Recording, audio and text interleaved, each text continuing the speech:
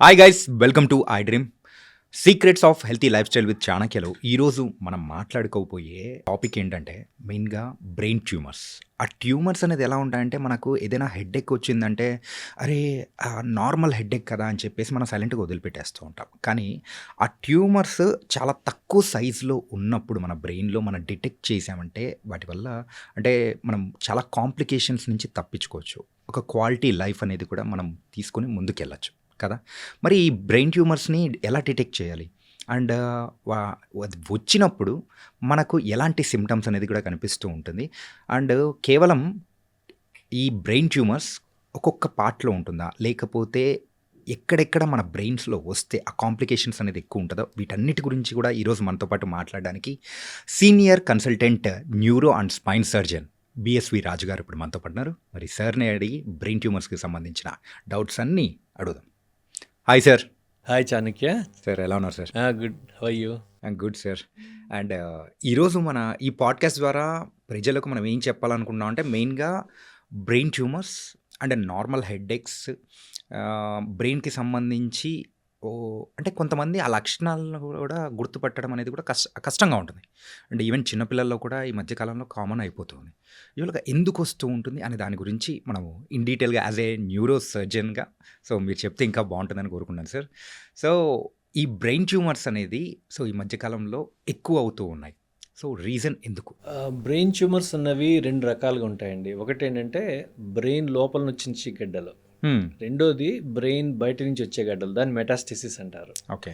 మెటాస్టసిస్ అంటే మనకి కామన్గా బ్రెయిన్లోకి లంగ్ నుంచి కానీ, బ్రెస్ట్ నుంచి కానీ, ప్రోస్టేట్ అలా మిగిలిన పార్ట్ నుంచి వస్తుంటాయి గడ్డలు. సో ఇప్పుడు ఏమైందంటే మనం వైద్య విధానాలు మారడం వల్ల, మనం వైద్య విధానాల్లో వైద్య నిర్ధారణ పెరగడం వల్ల, అంటే సిటీ స్కాన్, ఎంఆర్ఐ చేయడం వల్ల మనకు తొందరగా మనం చూస్తున్నాం. సో దాంతోపాటు చాలాసార్లు ఏంటంటే కొన్నిసార్లు ట్యూమర్ ఫాస్ట్గా వస్తుంది, కొన్నిసార్లు సడన్గా కూడా డెత్లు అవుతుంటాయి. ఇదివరకు ఏంటంటే ఈ వైద్యాలన్నీ కారణం తెలియదు, ఏదో హార్ట్ ప్రాబ్లం ఏదో అనుకునేవారు, వదిలేసేవారు. మనం ఎప్పుడైతే మనము మనకి సిటీ స్కాన్ కానీ, ఎంఆర్ఐ కానీ టెక్నాలజీ పెరిగిందో దానివల్ల తొందరగా మనం కొంతవరకు దాన్ని గ్రహిస్తున్నాం. రెండోది మ్యాక్సిమం చెప్పాలంటే మెటాస్టసిస్, అంటే బ్రెయిన్ నుంచి వేరే పార్ట్ ఆఫ్ ది క్యాన్సర్ బ్రెయిన్లోకి రావడంలో చాలా ఎక్కువగా పెరిగింది. ఓకే. సో దానివల్ల కొంతవరకు ఈ మన ట్యూమర్లు అన్నవి ఎక్కువగా చూస్తున్నాం. ఓకే. సో మేబీ సమ్ కరెక్ట్గా తెలియదు కానీ కొంతవరకు అంటే కంప్లీట్గా నిర్ధారణ కాలేదు కాబట్టి నేను కరెక్ట్గా చెప్పలేను. మనకి మీకు తెలుస్తున్నట్టు మనం ఫోన్ ఎక్కువ వాడుతుంటే ఆ సౌండ్ వేవ్స్ వలన దాంట్లోని ఆ లోపల ఉన్న వినికిడికి సంబంధించిన నరం ఎకోస్టిక్ అంటారు, ఎకోస్టిక్ న్యూరోమా అంటారు. అంటే అక్కడ చిన్న నరాల ద్వారా మనం ఫోన్ కానీ, రేడియేషన్ కానీ ఆ టైప్ ఎక్కువగానే ఉన్నట్టయితే కొన్ని క్యాన్సర్స్ రావచ్చు అని చెప్పి మనకున్నది. సో అది these are all preventable. So definitely whenever it is possible I think they're also responsible for some extent. మన చేంజ్ మన లైఫ్ స్టైల్ మారుతుంది, మన కొద్దిగా పొల్యూషన్స్ వాటి వల్ల కూడా కొంతవరకు రావచ్చు. కానీ దానివల్ల బ్రెయిన్లో ట్యూమర్స్ వస్తాయని కంప్లీట్ నిర్ధారణ లేదండి. ఓకే. సో కామన్గా ఏంటంటే కొంతమంది ఫ్యామిలీస్లో కొన్నిసార్లు జరుగుతుంటుంది, చాలా రేర్. అంటే మనకి చెప్పాలంటే 1% to 2%, అది ఫెమిలియల్గా వచ్చినది, చాలా అన్కామన్. కొంతమందికి జెనెటిక్ మార్పిడి వల్ల కూడా వస్తుంది బై స్టాండర్డ్, అవి కామన్గా వచ్చేది 90-95%. కొంతమందికి మీరు చాలా మందికి చూస్తుంటారు న్యూరోఫైబ్రోసిస్, గడ్డలు ఉంటాయి బాడీ అంతా ఉంటుంది. వాళ్ళకి అందరికీ పైకే గడ్డలు ఉండవు, కానీ వాళ్ళకి చిన్న చిన్న గడ్డలు ఉంటాయి, ముట్టుకుంటే తెలుస్తాయి కొంతమందికి.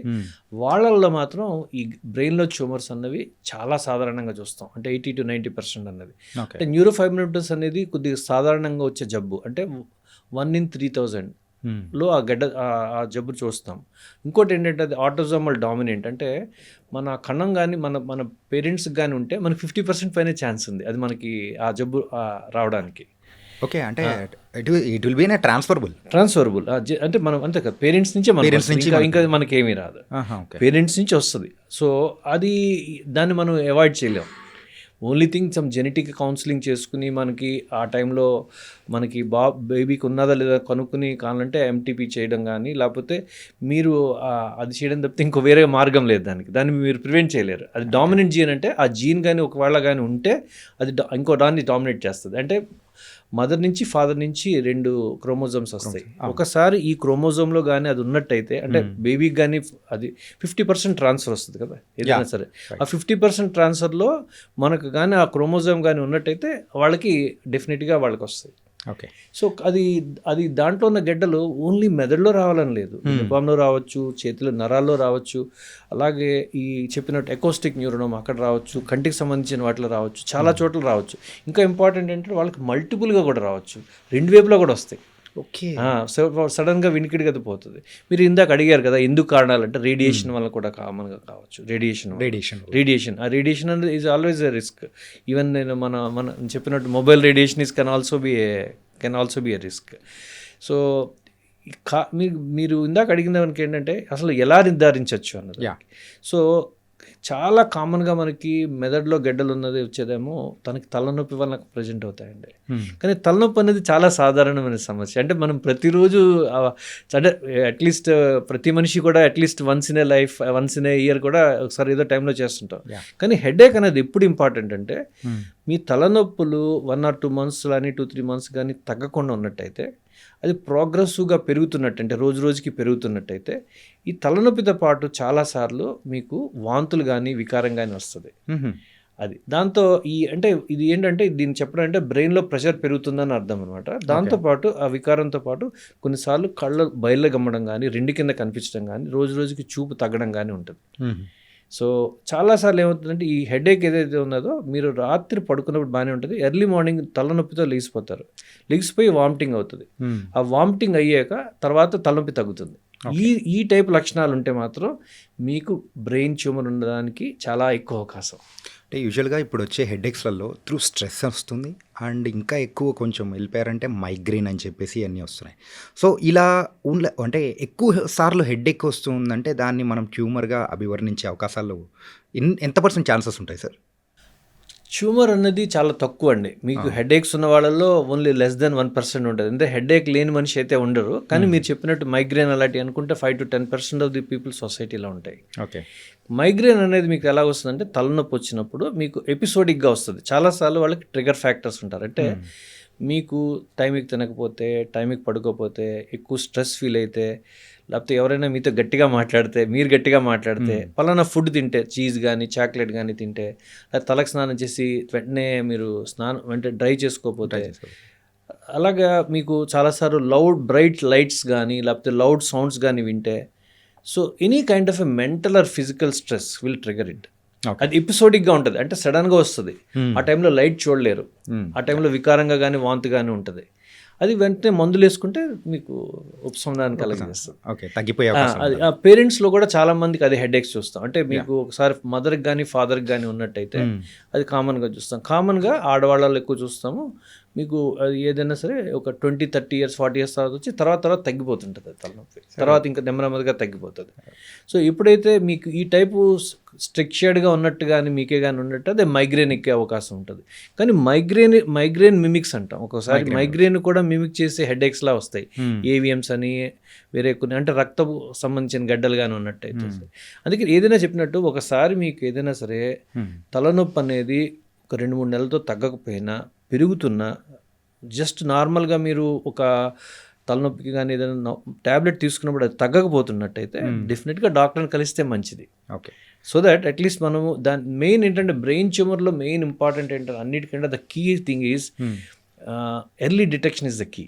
Early detection is the key. మనం ఎంత ఎర్లీగా దాన్ని మనం పట్టుకుంటే it leads to more complete cure, safe cure and with minimal issues to the patient.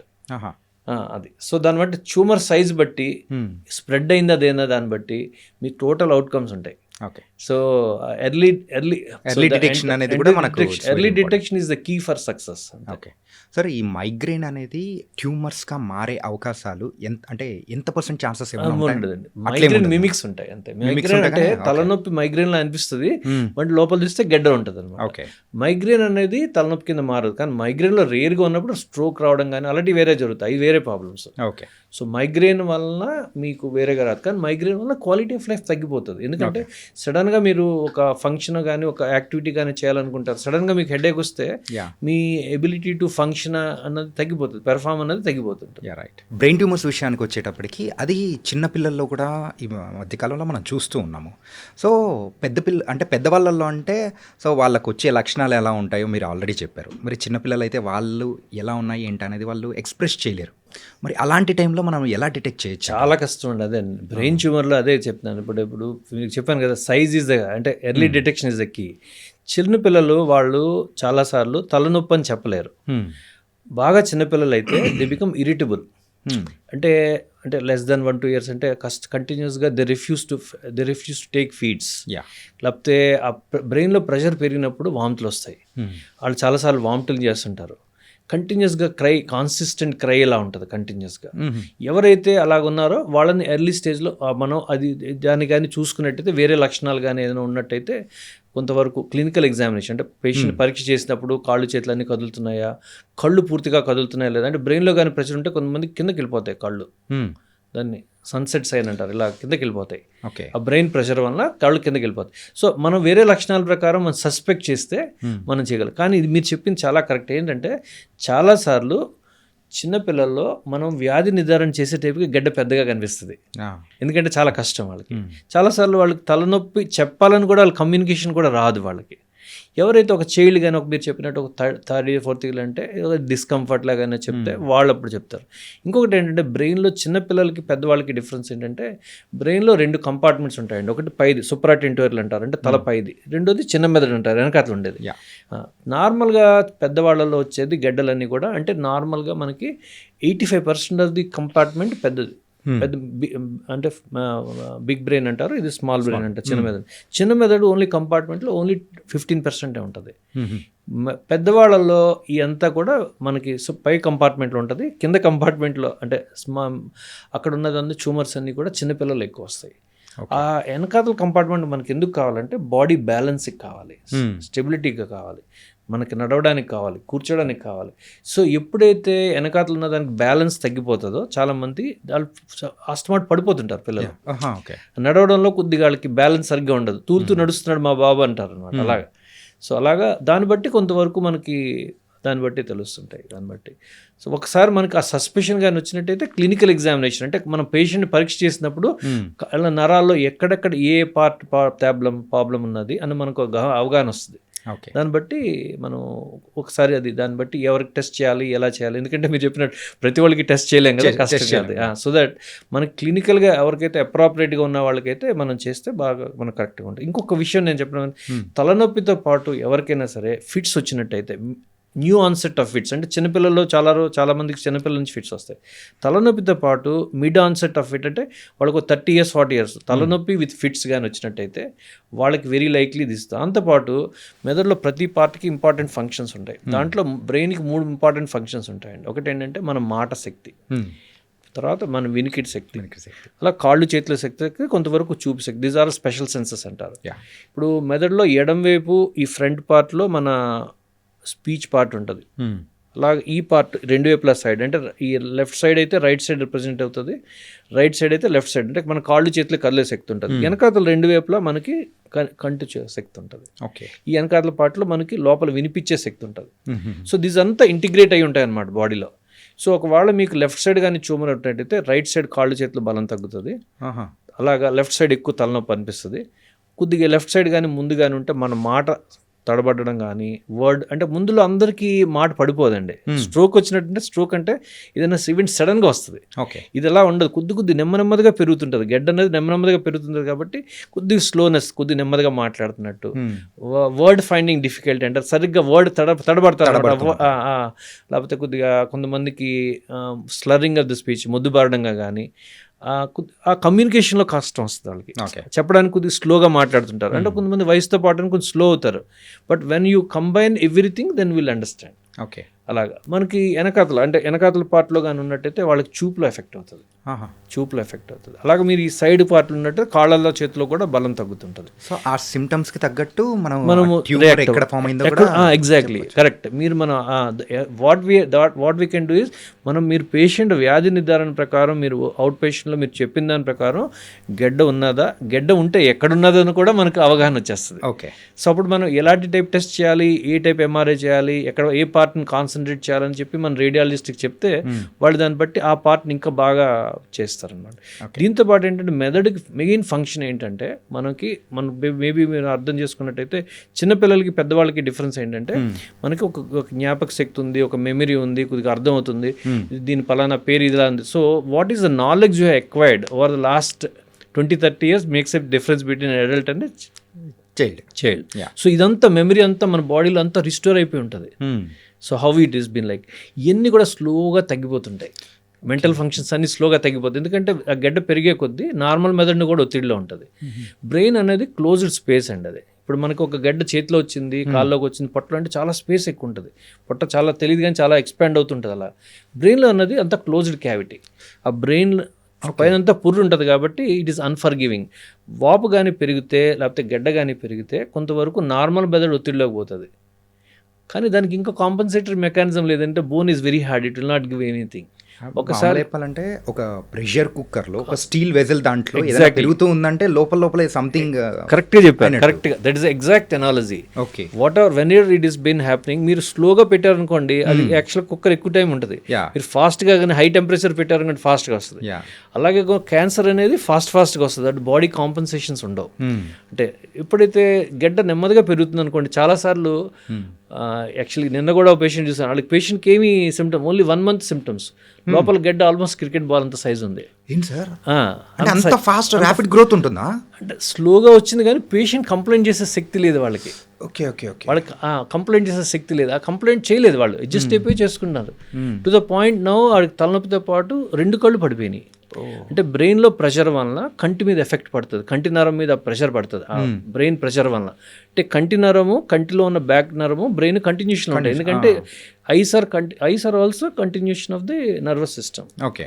So ఎందుకంటే మీరు చూసేది కంటిలో చూస్తున్నది ఏదైతే ఉందో మీకు కనిపించేది ఇక్కడ ప్రాసెస్ అవ్వదు. Processing is in the back. ఈ ప్రాసెసింగ్ పార్ట్ అనేది ఇది ఓన్లీ రిసెప్టార్. మనకి నొప్పి తగిలింది ఇలా కొట్టారు, మీది రిసెప్టార్, ఇది పైకి వెళ్ళి ప్రాసెసింగ్ అనేది బ్రెయిన్లో వస్తుంది. అలా మీరు ఇక్కడ సౌండ్ విన్నారు కానీ ప్రాసెసింగ్ అయ్యేది బ్రెయిన్ లోపలికి. నేను చెప్పినట్టు ప్రాసెసింగ్ అన్నది అది హీరింగ్ సెంటర్ అనేది లెఫ్ట్ సైడ్ ఇక్కడ ఉంటుంది మెయిన్. అలా ప్రతిదానికి ఆ ప్రాసెసింగ్ సెంటర్ అక్కడే ఉంటుంది. ఆ ప్రాసెసింగ్ ఎఫెక్ట్ అయిపోతుంది అనమాట ఆ బ్రెయిన్ ప్రెషర్ వల్ల. సో మనం ఎంత తొందరగా మనం ఆ ప్రెషర్ని మనం తీసేస్తే తొందరగా మళ్ళీ నరాలను కంటిన్యూటీ ఫామ్ అయ్యి మళ్ళీ వాళ్ళకి విజన్ కూడా రావడానికి అవకాశం ఉంటుంది. As I told you the key for everything is early success. అంటే మీ సిమ్టమ్స్ లెట్ సపోజ్ ఒక 1 day ఉన్నది, 1 week ఉన్నది, better results are good. Okay. మీరు లేట్ అయ్యే కొద్దీ మీ అవుట్కమ్స్ అన్ని కూడా కొద్దిగా ఇన్కంప్లీట్గా కానీ స్లోగా కానీ రికవరీస్ ఉంటాయి బాగా. యూజువల్గా మీరు ఇందాక చెప్పారు సార్, చిన్నపిల్లల్లో అయితే చిన్న మెదడులో వస్తూ ఉంటుంది, పెద్దవాళ్ళకైతే పెద్ద మెదడులో కూడా వస్తూ ఉంటుందని చెప్పేసి. ఏంటంటే ఈ పెద్ద మెదడులో ఎప్పుడైతే ఫామ్ అవుతూ ఉంటుందో అలాంటి సందర్భాల్లో మిగతా పార్ట్స్ అది కూడా మొత్తం తినేస్తూ వస్తుంటుంది కదా, ఆ టిష్యూ అనేది కూడా కంప్లీట్గా బ్రెయిన్లోకి మిగిలిన వాటికి డిఫరెన్స్ అండి. ఒకటేంటంటే బ్రెయిన్లో గడ్డలు బ్రెయిన్లోనే మైక్రోస్కోపిక్గా నెమ్మదిగా స్ప్రెడ్ అవుతాయి. బ్రెయిన్లో అంతా ఏంటంటే బ్రెయిన్ బయట ఈ పార్ట్లో అంతా నరాలు ఉంటాయి, కణాలు ఉంటాయి, అంటే బ్రెయిన్ సెల్ అంటారు. బ్రెయిన్ కణాల కింద ఫైబర్స్లా ఉంటాయి. అంటే మీ కంప్యూటర్లో చూడాలంటే సిపియూలో ఉండి కింద వైర్స్ ఎలా వస్తాయో ఆ ట్రాక్స్ అన్నీ ఉంటాయి. ఈ బ్రెయిన్లో ఉన్న ట్రాక్స్ ద్వారా దాన్ని యాక్సాన్స్ అంటారు. ఆ ట్రాక్స్ ద్వారా స్ప్రెడ్ అవుతుంటుంది కానీ బ్లడ్ ద్వారా స్ప్రెడ్ అవ్వదు. సో బ్రెయిన్లో ఉన్న నరాలు ఆ బ్రెయిన్లో నరాల ద్వారా స్ప్రెడ్ అవుతుంది. మీరు బయట డిస్టెంట్గా వేరే స్ప్రెడ్ అవ్వడం అంటే బాడీలో వేరే చోట స్ప్రెడ్ అవ్వడం అన్నది చాలా తక్కువ. లేకపోతే బ్రెయిన్ చుట్టూ సిఎస్ఎఫ్ అంటారు, సెరిబ్రోస్పైనల్ ఫ్లూయిడ్ అంటారు, దాని ఆ పాత్వేస్ ద్వారా స్ప్రెడ్ అవుతుంది. అంటే బ్రెయిన్లో ఉన్న క్యాన్సర్ గడ్డ బ్రెయిన్లోంచి వేరే దగ్గరికి ఆ నరాల ద్వారా స్ప్రెడ్ అవ్వచ్చు, లేకపోతే వెన్నుపాములో కూడా స్ప్రెడ్ అవుతుంది. వెన్నుపాములో ఒకసారి గడ్డ పైన ఉంటుంది, మనకి లోపల నడుములో కానీ మెడలో కానీ లోపల గడ్డ చూస్తాం. దీన్ని సెరిబ్రోస్పైనల్ అంటే దాన్ని డిస్సెమినేషన్ అమాంగ్ ది సిఎస్ఎఫ్ పాత్వేస్ అంటాం. అంటే నార్మల్గా అయితే మన అంటే బ్రెయిన్లో ఉన్నది స్పైన్లోకి వచ్చాడు. అలా రావచ్చు అనమాట. సార్ కానీ బ్లడ్ ద్వారా అది ఎక్కువ వెళ్ళదు. మీరు నార్మల్గా మిగిలిన బాడీలో చూసినట్టయితే బ్లడ్ ద్వారా వెళ్తాయి. ఇది 99.99% బ్లడ్ ద్వారా వెళ్ళవు. సిఎస్ఎఫ్ పాత్వేస్ కానీ లేకపోతే సేమ్ ఆ నరాలకు సంబంధించిన న్యూరాక్సిస్, సెర్బ్రోస్పైనల్ న్యూరాక్సిస్ అంటారు, ఆ నరాలకు సంబంధించింది కానీ బాడీ స్ప్రెడ్ అవుతుంటుంది. అంటే క్యాన్సర్ విషయానికి వచ్చేటప్పటికి త్రూ బ్లడ్ అనేది కూడా వస్తూ ఉంటుంది, ఆ డెడ్ టిష్యూస్గా ఫామ్ అయిపోతూ ఉంటుంది అంటారు. కానీ ఇక్కడ మన బ్రెయిన్లో ఫామ్ అయిపోయే ట్యూమర్, సో దాన్ని కూడా అది కూడా సేమ్ అలాగే ఫస్ట్ ఫామ్ అయిపోయిన తర్వాత మిగతా నర్వ్స్ నుంచి అట్లా వస్తుందంట. ఇప్పుడు మీరు రెండు కణాలు చెప్పాను. ఏంటంటే ఫస్ట్ థింగ్ అంటే బ్రెయిన్లో ప్రైమరీగా వచ్చిన ట్యూమర్స్. నేను చెప్పేది ప్రైమరీ ట్యూమర్స్ అంటే బ్రెయిన్లో నరాల నుంచి వచ్చేది. బ్రెయిన్ నరాల నుంచి వచ్చే గడ్డలు ప్రైమరీ ట్యూమర్స్ అంటారు. ఆ గడ్డలకు సంబంధించినవి మాత్రం అవి నెమ్మదిగా నరాల వైపు నుంచి స్ప్రెడ్ అవుతాయి. ఓకే, బ్లడ్ వైపు నుంచి స్ప్రెడ్ కావు. బయట నుంచి వచ్చే గడ్డలు అంటే మీకు లంగ్ నుంచి కానీ బ్రెస్ట్ నుంచి కానీ అవి వచ్చే గడ్డలు బ్లడ్ ద్వారా బ్రెయిన్కి వెళ్తాయి. ఒకసారి అక్కడికి వెళ్ళాక అవి కూడా పాత్వేస్ ద్వారా వెళ్తుంటాయి. కానీ అది బ్లడ్ ద్వారా వెళ్తాయి కాబట్టి మల్టిపుల్గా ఉంటాయి. ఓకే, ఈ బ్రెయిన్లో మల్టిపుల్ గెట్స్ ఉంటాయి కానీ చాలా అన్కామన్ అనమాట. కానీ ఎందుకంటే బ్లడ్ నుంచి వచ్చేది, బ్లడ్లో వచ్చేది ఇక్కడ రావచ్చు, ఇక్కడ రావచ్చు, ఇక్కడ రావచ్చు, ఇక్కడ రావచ్చు, అలాగా అన్ని చోట్ల రావచ్చు. కానీ ప్రైమరీ బ్రెయిన్ ట్యూమర్స్లో మల్టీసింట్రిసిటీ అనేది కొద్దిగా తక్కువ, అంటే ఎక్కువ చోట్ల ఉన్నది. సో దాని అడ్వాంటేజ్ ఏంటంటే ఒక దగ్గర ఉన్నప్పుడు గడ్డ మనం తీయడం, అన్ని చోట్ల గడ్డ తీయడం చాలా కష్టం. సార్ యూజువల్గా మనకు బాడీస్లో కొన్ని చోట్ల గడ్డలు అనేది కూడా ఫామ్ అయిపోతూ ఉంటుంది. అలా కొంతమందికి అయితే హెడ్లలో కూడా చూసాం. సో ఆ హెడ్లలో కూడా పైన చూసినప్పుడు సో దానికి ట్రీట్ చేసే విధానం అనేది కూడా ఇక్కడ ఎలా ట్రీట్ చేస్తారో అలాగే ట్రీట్ చేస్తారా, లేకపోతే దానికి డిఫరెంట్ ప్రాసెస్ అనేది కూడా ఉంటుందా? దాన్ని డేంజరస్గా మనం చూడొచ్చా? మీరు చెప్పేది చర్మం కింద వచ్చే గడ్డలు అన్నది న్యూరోఫైబ్రోసిస్ అంటారు. అంటే నరాల నుంచి వస్తుంది. అంటే పెరిఫరల్ నర్వ్స్ నుంచి నరాల నుంచి వచ్చే గడ్డలని న్యూరోఫైబ్రోమాస్ అంటారు. సో ఆ గడ్డలు మెదడులో కాకుండా నరాలకు వెన్నుపూస దగ్గర నుంచి వచ్చే నరాలు, అంటే మెదడు వెనుపాము అవుతుంది, వెనుపాము నుంచి నరాలు బయటకు వస్తాయి. ఆ వచ్చే దగ్గర లేకపోతే అక్కడ అంటే బ్రెయిన్ నుంచి స్పైనల్ కార్డ్ నుంచి వచ్చే నరాల దగ్గర ఫామ్ అవుతాయి. కొన్నిసార్లు బ్రెయిన్లో కూడా ఆ గడ్డలు ఫామ్ అవుతాయి. ఈ గడ్డల్లో చాలాసార్లు నేను చెప్పేది న్యూరోఫైబ్రోమా అయితే చాలాసార్లు అవి లో గ్రేడ్ ట్యూమర్సే ఉంటాయి, బినైన్ ట్యూమర్స్ ఉంటాయి. కొన్నిసార్లు వాళ్ళకి క్యాన్సర్ సంబంధించిన గడ్డలు కూడా రావడానికి అవకాశం ఉంటుంది. ఇది ఎందుకంటే ఇది జెనెటిక్ ప్రాబ్లం, అది జన్యు మార్పిడి. అంటే మనం ఒక కణం 2 కింద డివైడ్ అవ్వాలనుకున్నప్పుడు అదే కంట్రోల్డ్గా ఉంటుంది బాడీలో. Okay, everything what ever is like A controlled. Tumour అంటే ఏంటంటే it is uncontrolled division of cells. మన కంట్రోల్లో ఉండదన్నమాట. మన కంట్రోల్లో ఉన్నది పిల్లోడు లెక్క. సో నార్మల్గా ఏంటంటే మనం ప్రతి కణము బాడీలో ఒక కణం 2 కింద డివైడ్ అయినప్పుడు బాడీ కంట్రోల్లో ఉంటుంది. Okay, when it is autonomous, it does not have any control, the body does not have any control, that will become a tumour. అది లో గ్రేడ్ ఉంటే మంచిది, ఎందుకంటే దానికి యూజువల్లీ ఆల్వేస్ 90% అది లో గ్రేడ్ బ్రెయిన్ ట్యూమర్స్లో మనకి రిజల్ట్స్ చాలా బాగుంటాయి. ఓకే సార్, ఇప్పుడు ఒక సిల్లీ డౌట్ అనేది ఒకటి అడగచ్చా? చెప్పండి. ఏంటంటే ఇప్పుడు cancer the and brain tumour both are different. అంటే బ్రెయిన్ ట్యూమర్లో 2 రకాలండి. నేను చెప్పినట్టు బ్రెయిన్ ట్యూమర్లో ఏంటంటే మీకు క్యాన్సర్ సంబంధించిన వ్యాధి వేరే విధానం ఉంటుంది. బినైన్ అంటే నెమ్మదిగా వచ్చే గడ్డలు వేరేగా ఉంటాయి. లైక్ మెనింజియోమాస్ అని కానీ వేరే గడ్డలు ఉంటాయి, అవి నెమ్మదిగా పెరుగుతుంటాయి. ఓకే, క్యాన్సర్ సంబంధించిన వాటిని గ్లయోమాస్ అంటారు, అంటే గ్లయల్ టిష్యూ నుంచి వస్తుంది. వాటిలో కూడా క్యాన్సర్ గ్రేడింగ్ ఉంటుంది, 1, 2, 3, 4 అంటే హైయెస్ట్ గ్రేడ్. అంటే దాన్ని కంట్రోల్ చేయడం చాలా కష్టం అనమాట. దాన్ని గ్లయోబ్లాస్టోమా మల్టీఫార్మీ అంటారు. సో అలాంటి గడ్డలు ఉన్నప్పుడు దానికి ట్రీట్మెంట్ వెరీ ఛాలెంజింగ్, బికాస్ దానికి రెస్పాన్స్ టు ట్రీట్మెంట్ అన్నది కొద్దిగా స్లోగా ఉంటుంది, ఇన్కంప్లీట్గా ఉంటుంది. ఒకసారి హైయెస్ట్ గ్రేడ్ ఆఫ్ ట్యూమర్ కానీ వచ్చినట్టయితే మీకు యూజువల్లీ ఆల్వేస్ 1 to 2 yearsలో పేషెంట్ చనిపోతారు. ఓకే, ట్రీట్మెంట్ చేయకపోతే 3 months 4 monthsలో చనిపోతారు, 3 to 6 monthsలో. అది కూడా ఉండదు చాలా మందికి. సివియారిటీ బట్టి ఉంటుంది. ఇప్పుడు ఎందుకంటే ఎప్పుడైతే మనకి ఈ ట్రీట్మెంట్ అంటే సివియర్గా క్యాన్సర్ అని నిర్ధారణ ఇచ్చినట్టయితే మాత్రం దానికి స్టాండర్డ్ ట్రీట్మెంట్ ఏంటంటే ఎట్ ది ఎర్లియస్ట్ మనం ఆపరేషన్ చేసి గడ్డ తీసేయాలి. గడ్డ తీసేటప్పుడు మనం ఎలా చేస్తామంటే మ్యాక్సిమల్ రిసెక్షన్, అంటే ఎంత వీలైతే అంత పేషెంట్ సేఫ్టీ విధానం ప్రకారం తీసేస్తాం. ఒకసారి అది తీసేసాక తర్వాత next step would be radiation and chemotherapy. అంటే మల్టీప్రాంగ్డ్ అటాక్ అనమాట. Like it is a war. You use all the techniques available like military, army, navy, whatever it is. ఇలాగా మనకున్న only 3 modalities at this point of time is surgery. సర్జరీలో కూడా మనకు రకరకాల treatments ఉన్నాయి, రకరకాల advanced treatments ఉన్నాయి.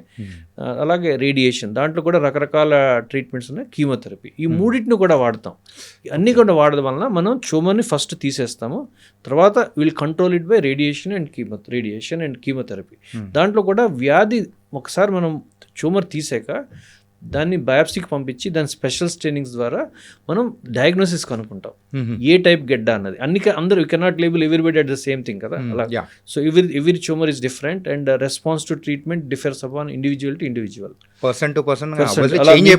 మీకు దెబ్బ తగిలింది అనుకోండి, మీరు కొద్దిగా ఏడవచ్చు, ఇంకోటి దెబ్బ తగిలితే వాడు తట్టుకోవచ్చు, ఇంకోటి దెబ్బ తగిలితే పక్కన వాళ్ళు కూడా కంగారు పెట్టేయచ్చు.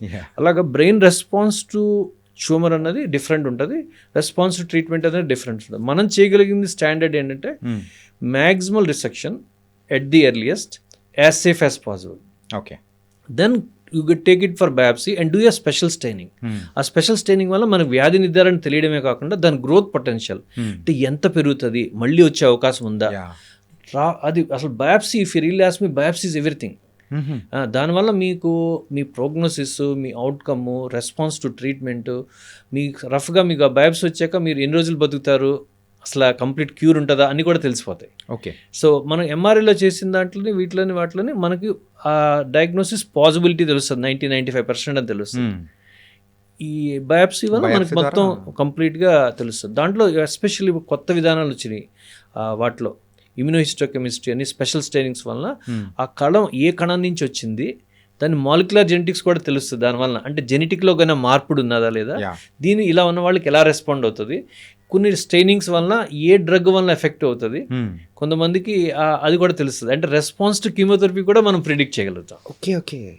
సో బయాప్సీ అనేది అంత చాలా ఇంపార్టెంట్. బయాప్సీ క్రూషియల్ రోల్ అనేది చాలా క్రూషియల్ రోల్ అది. ఓకే, అంటే మనం ఎంఆర్ఐలో కూడా తెలుస్తుంది, మనం క్లినికల్గా పరీక్ష చేసినప్పుడు కొంతవరకు తెలుస్తుంది. పేషెంట్కి ఎవరికైతే 2 నెలల్లో వచ్చింది గడ్డ పెద్దగా ఉంది, ఎంఆర్ఐలో ప్రాబ్లం ఉందంటే మనకు మోస్ట్ లైక్లీ తెలుస్తుంది. But that is like as good as 90%, 95%. అయితే యాక్యురేట్ రావాలంటే మీరు ఫైనల్గా కావాలి, ఫైనల్ నెంబర్స్ కావాలి, మీరు కరెక్ట్గా పేషెంట్కి కానీ అటెండెంట్ కానీ కరెక్ట్గా ప్రోగ్నోసిస్ చెప్పడం కానీ రెస్పాన్స్ చెప్పడం కానీ చెప్పాలంటే మన బయాప్సీ బట్టే మనకు తెలుస్తుంది. సార్, ఈ ట్యూమర్స్ విషయంలో సో మనం ఒక 3 కేటగిరీస్గా వేసుకున్నాం సార్. ఏంటంటే స్మాల్, మీడియం, హై. సో ఈ 3 రకాలుగా చూసుకున్నామంటే ఇప్పుడు స్మాల్ అంటే చిన్న ట్యూమర్ కానీ అలా బ్రెయిన్లో ఫామ్ అయినప్పుడు దానికి సంబంధించిన ట్రీట్మెంట్ అనేది ఎలా ఉంటుంది? చాలా ఇంపార్టెంట్. మీరు చాలా మంచి ప్రశ్న అడిగారు. ఎందుకంటే మీకు ఇందాక కూడా అదే చెప్పాను, అసలు మనం అసలు ట్రీట్మెంట్ అంతా డిపెండ్ అవడానికి early detection is the key. Early detection is the key. నేను నార్మల్గా నేను చెప్పినట్టు the basic thing in brain tumour is first is diagnosis by biopsy. Whether you do remove the tumour at the same time or otherwise you make a small hole and remove and take a biopsy, then stereotactic biopsy అంటారు. అంటే ఒక small whole అంటే బ్రెయిన్లో ఒక 1 centimeter అలా చిన్న whole పెట్టి దాంట్లోంచి బయాప్సీ తీస్తాం అనమాట. అది అండర్ సిటీ స్కాన్ కంట్రోల్ చేస్తాం. అది స్టాండర్డ్ ప్రొసీజర్. అది స్టీరియోటాక్టిక్ రేడియేషన్ బయాప్సీ అంటారు. సో అలా చేసినప్పుడు మనం డీప్గా ఉన్న ట్యూమర్ అయితే తీయడం చాలా కష్టం. అందుకని అలాంటప్పుడు చిన్న హోల్ వేసి చేస్తాం. చిన్న కానీ గడ్డ కానీ వచ్చి మీకు వ్యాధి నిర్ధారణ, మీకు బయాప్సీ మీ దగ్గరికి వచ్చేసిందంటే then we know the treatment plan.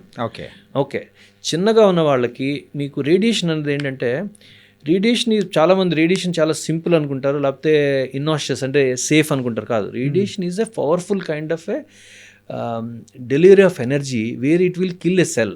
Okay, ఇప్పుడు ఒక కణం 2 కింద కణం డివైడ్ అవుతుంది అనుకోండి, ఆ కణాన్ని ఇంకా బాగా చేస్తుంది. ఎందుకంటే డివైడింగ్ సెల్ని ఈ రేడియేషన్ కానీ కీమోథెరపీ కానీ చేస్తుంది. ఒక కణం 2 కింద డివైడ్ అవుతున్నప్పుడు కీమోథెరపీ పనిచేయదు. అప్పుడు మనం రేడియేషన్కి వెళ్ళిపోవాలి. రేడియేషన్ కానీ కీమోథెరపీ కానీ పనిచేస్తుంది. అంటే బాగా పెరుగుతున్న వాళ్ళకి కీమోథెరపీ బాగా పనిచేస్తుంది, ఫాస్ట్గా పెరుగుతున్న వాళ్ళు. సో ఎప్పుడైతే రేడియేషన్ కానీ చిన్నగా ఉన్న గడ్డ అనుకోండి, లెస్ దాన్ మీరు ఇందాక చెప్పినట్టు 1.5-2 centimeters, చాలాసార్లు మనము ఎంఆర్ఐ ద్వారా ఇది క్యాన్సర్ కాదు అని నిర్ధారించుకుంటుంటే మనం ఆపరేషన్ కూడా చేయకుండా దాన్ని రేడియేషన్ ఇచ్చేయచ్చు. ఓకే. దానికి స్పెషల్ రేడియేషన్ టెక్నిక్స్ చాలా ఉన్నాయి దానికి. ఎస్ఆర్ఎస్ అంటారు, అంటే స్టీరియోటాక్టిక్ రేడియో సర్జరీ. నార్మల్గా రేడియేషన్ అని రేడియేషన్ అంటారు, ఇక్కడ ఎస్ఆర్ఎస్ అంటే స్టీరియోటాక్టిక్ అంటే ఫ్రేమ్ పెట్టి దానివల్ల కరెక్ట్గా ఫోకస్డ్ డెలివరీ ఆఫ్ రేడియేషన్ వల్ల మనం ఒక సిట్టింగ్లో పేషెంట్కి క్యాన్సర్ క్యూర్ చేసేయచ్చు, ఆ గడ్డను క్యూర్ చేసేయచ్చు. ఓకే. ఎర్లీ డిటెక్షన్ ఎంత అడ్వాంటేజ్ ఉంటుంది. సో మీరు పేషెంట్ ఒకసారి మీరు ఎలాగైతే ఆఫీస్ విజిట్కి వచ్చారు, మీరు ఎలా మాట్లాడుతున్నాను ఒక్కసారి దానికి స్పెషల్ ప్రొసీజర్ ఉంటుంది. ఒకసారి డయాగ్నోస్ అయ్యాక మీరు రేడియేషన్ సిస్టంలోకి వెళ్ళాక మీరు అది రఫ్లీ హాఫ్ అన్ అవర్ 45 minutesలో మొత్తం రేడియేషన్ అయిపోతుంది, పేషెంట్కి అది అయిపోయింది, ఇంకా తర్వాత ఏం రేయట్లేదు. ఓకే. సో అది అలాగే లెట్ సపోజ్ మీరు చిన్నగా ఉన్నది ఆ గడ్డని రికరెన్స్ వచ్చింది, మరి మళ్ళీ ఆ గడ్డను తీయలేము, అప్పుడు రేడియేషన్ పాపం చేస్తుంది. రేడియేషన్ అన్నది అంటే it will goes by multiple collimators, అంటే స్మాల్ రేస్లో వస్తాయి అన్నమాట. అవి దాన్ని బట్టి మీరు ఒక గడ్డ కానీ 2.5 centimeters కంటే దాటితే దాని ఎఫికసీ ఆఫ్ ది థింగ్ తగ్గిపోతుంది. మెయిన్ ఇంపార్టెంట్ ఏంటంటే రేడియేషన్ చెప్పినట్టు radiation is a focused delivery of energy. It causes destruction of the tissue. అది క్యాన్సర్ అవ్వచ్చు, నార్మల్ మెథడ్ కూడా కావచ్చు. సో మనం ఏం చేయాలంటే దానికి అది ఐఎంఆర్టీ అంటారు, అంటే దాన్ని ఇమేజ్ మనం ఏదైతే ఉన్నదో ఎక్కడైతే క్యాన్సర్ ఉన్నదో అక్కడే రేడియేషన్ ఇచ్చి పక్కన నార్మల్గా ఉన్న మెథడ్ని కాపాడేది. ఇదివరకు కన్వెన్షనల్గా నేను చదువుకున్నప్పుడు నా 30-40 years బ్యాక్ రేడియేషన్ అంత ఇవాల్వ్ కాలేదు. అప్పుడు హోల్ బ్రెయిన్ రేడియేషన్ అనేవారు. అంటే అప్పుడు మనము ఫోకస్గా ఇక్కడెక్కడ పాయింట్ ఉందో అంటే ఇప్పుడైతే పర్టికులర్ పాయింట్లో మనం ఇచ్చేవాళ్ళం. ఒకప్పుడైతే ఆ చుట్టూ ఉండేది కూడా కొలాటరల్ డ్యామేజ్ అనేది కూడా. Exactly, that is collateral damage. కరెక్ట్గా చెప్పారు. నార్మల్గా ఏం చేసేవారంటే బ్రెయిన్ ఉన్న వాళ్ళకి బ్రెయిన్ అంతా ఇచ్చేసేవారు. బ్రెయిన్ అంతా ఇస్తే ఏమవుతుందంటే బ్రెయిన్లో మేము చెప్పుకున్నట్టు ప్రతి బాడీకి దేవుడు ఒక ఫంక్షన్ ఇచ్చాడు. నార్మల్గా మనకి తెలివితేటలు ఉంటాయి, మెమరీ ఉంటుంది, నాలెడ్జ్ ఉంటుంది, క్యాలిక్యులేషన్ ఉంటుంది. అంటే ఇప్పుడు మెదడులో ఈ పెరైటల్ లోబ్స్ ఉంటాయి, అక్కడ మన క్యాలిక్యులేషన్, థాట్ ప్రాసెస్ ఉంటాయి. అలా ఈ ఫ్రంట్ దాంట్లో ఈ సైడ్ ఉన్న వాటిలో ఎస్పెషల్లీ మెమరీ ఉంటుంది, టెంపరల్ లోబ్స్ అంటారు. మన మెమరీ ఒకసారి ఏంటంటే మీరు క్యూర్ అయితే అయింది, కానీ మీరు కానీ ఒకవేళ మీరు ఆ నార్మల్ బ్రెయిన్ ఫంక్షన్స్, కాగ్నిషన్ కానీ, ఆ మెమరీ కానీ, తెలివితేటలు కానీ, థాట్ మేకింగ్ కెపాసిటీ కానీ, మనకి అబ్స్ట్రాక్ట్ థింకింగ్, అంటే లెట్ సపోజ్ ఫైర్ వచ్చింది, పరిగెట్టాలని తెలియాలి కదా, ఎవరైనా వచ్చారు పట్టుకుంటే పరిగెట్టాలి, లేకపోతే నువ్వేనా పట్టుకున్నా ఫైట్ చేయాలని తెలియదు. సో బాడీ రెస్పాన్సెస్ అన్నీ కూడా it is integrated in the brain circuits. ఎప్పుడైతే హోల్ బ్రెయిన్ కానీ జనరలైజ్డ్గా కానీ మీరు రేడియేషన్ ఇచ్చినట్టయితే బ్రెయిన్ ఫంక్షన్స్ అన్ని స్లో అయిపోయి మీరు అల్జిమర్స్ లాగా, డిమెన్షియా పేషెంట్ లాగా అలా అయిపోతారు. సో కొత్త విధానాలన్నీ కూడా ఇదివరకు అని చెప్పినట్టు మీకు అలా కాకుండా ఎక్కడైతే మీకు గడ్డ ఉన్నదో అక్కడ కన్ఫర్మ్ చేసి ఎంఆర్ఐలో కానీ సిటీ స్కాన్ కంప్లీట్గా మ్యాప్ చేసి అక్కడ రేడియేషన్ ఇచ్చి ఆ పక్కన నార్మల్ మెథడ్ని కాపాడుతుంది. పక్కన నార్మల్ మెథడ్లో కూడా కొంతవరకు రేడియేషన్ వస్తుంది, కానీ అది తక్కువగా ఉంటే బాడీ అగైన్ తర్వాత రికవర్ అవుతుంది నెమ్మదిగా. సార్ రికవర్ అయ్యే ఛాన్సెస్ కూడా ఉంటుందా? రికవర్ అవుతాయండి, రికవర్ అవుతాయి. సో రికవర్ అవుతాయి. ఎస్పెషల్లీ మీరు ఇంకా ఇంపార్టెంట్ ఏంటంటే ఇప్పుడు చిన్నపిల్లలు ఉన్నారనుకోండి, చిన్నపిల్లలకి పెద్దవాళ్ళకి డిఫరెన్స్ ఏంటంటే మెథడ్ అనేది ఫస్ట్ 3 yearsలో డెవలప్ అవుతూ ఉంటుంది. 12 years వరకు మెదడులో ఉన్న కణాలు డెవలప్ అవుతాయి. 12 years తర్వాత మెదడులో ఇంకా డెవలప్మెంట్స్ ఏమి ఉండవు, బ్రెయిన్లో డెవలప్మెంట్స్ ఏమి ఉండవు. సో మీరు డెవలపింగ్ మెథడ్ అంటే డెవలప్ అవుతున్న మెథడ్ని కానీ మీరు ఇచ్చినట్టయితే వాళ్ళ జీవితాంతం వాళ్ళు ఆ వాళ్ళు మెంటల్ స్లోయింగ్లో ఉండిపోతారు. మీరు సెరెబ్రల్ పాలసీ పేషెంట్ లాగా, మెంటల్గా ఉన్న పేషెంట్స్ లాగా. సో అందుకని less than 3 years అన్న వాళ్ళకి మనం మొన్నటి వరకు కూడా రేడియేషన్ ఇచ్చేవాళ్ళం కాదు అసలు. ఎందుకంటే అది రేడియేషన్ వల్ల మొత్తం బాడీ. ఎప్పుడైతే మీరు ఫోకస్డ్ రేడియేషన్ చెప్పినట్టు ఐఎంఆర్టీ అని కానీ వాల్యూమెట్రిక్ అంటే ఆ వాల్యూమ్ కన్సర్న్గా వాల్యూమెట్ చేసి కొత్తగా మా యశోద హాస్పిటల్లో ఒక ఇమేజ్ గైడెన్స్ వచ్చింది. అంటే ఎవ్రీడే ఎంఆర్ఐ చేస్తారు. ఇప్పుడు మీ గడ్డ ఇవాళ గడ్డ ఉన్నది, ఇవాళ కరెంట్ పెట్టాక గడ్డ సైజ్ తగ్గుతుంది కదా. మీరు కానీ ఇదివరకు ఏం చేసేవారంటే ఆ గడ్డకు ఒకసారి మ్యాప్ చేశాక ఎవ్రీడే అదే డోస్ ఇచ్చేవారు.